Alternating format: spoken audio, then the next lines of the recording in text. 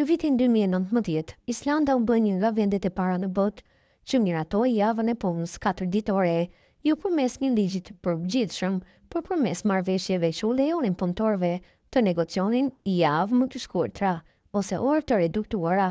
Rezultatet janë të padiskutueshme.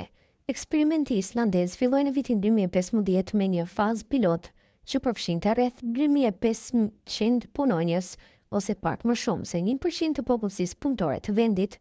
Pas suksesit të jashtëzakonshëm të kësaj iniciative, me 86% të punonjësve të përfshirë që shprehen mbështetjen e tyre, projekti u bë zyrtar në vitin 2019. Sot, pothuajse 90% e punëtorëve islandezë përfitojnë nga një javë pune reduktuar prej 36 orësh, krahasuar me 40 orë për në një page.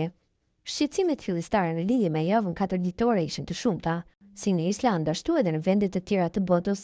Kishte frikë për një rënje të produktivitetit, arritje të kostove për bizneset dhe vështirësi në përshtatje për të ruajtur nivelin e shërbimit.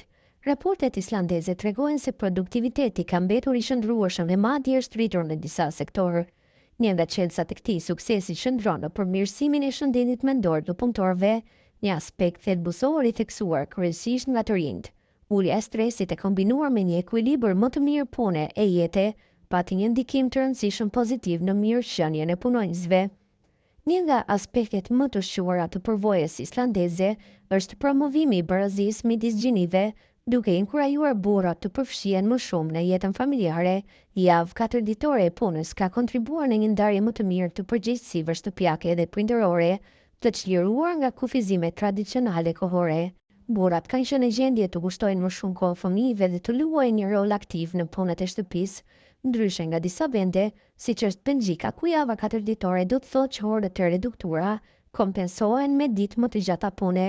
Islanda po i mban pagat dhe kushtet e punës të pandryshuara, pavarësisht reduktimit të orëve të punës.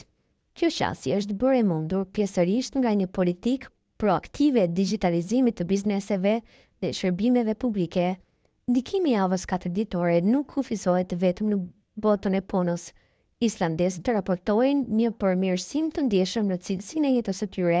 Ata kanë më shumë kohë të lirë për veten, familjen dhe miqt. Stresi i lidhur me mungesën e kohës së shulur dhe njerëzit ndihen më të lumtur e më të përmbushur. Përvoja islandeze shërben si një shembull frymëzues për vendet e tjera që po shqyrtojnë miratimin e javës 4 ditore. Projekte pilot janë duke u zhvilluar në Gjermani, Portugali, Spanjë dhe Mbretërinë e Bashkuar, ndërsa Belgjika ka miratuar ligje në favor të javës 4 ditore, por me një sistem kompensimi për orët që nuk punohet, që po kufizon miratimin.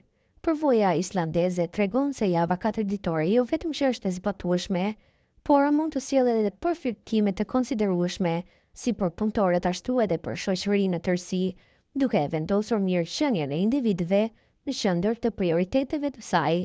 Islanda ka krijuar një model pune më human, i të shndrueshëm, i cili mund të frymëzojë vendet e tjera të ndjekur shembullin e saj.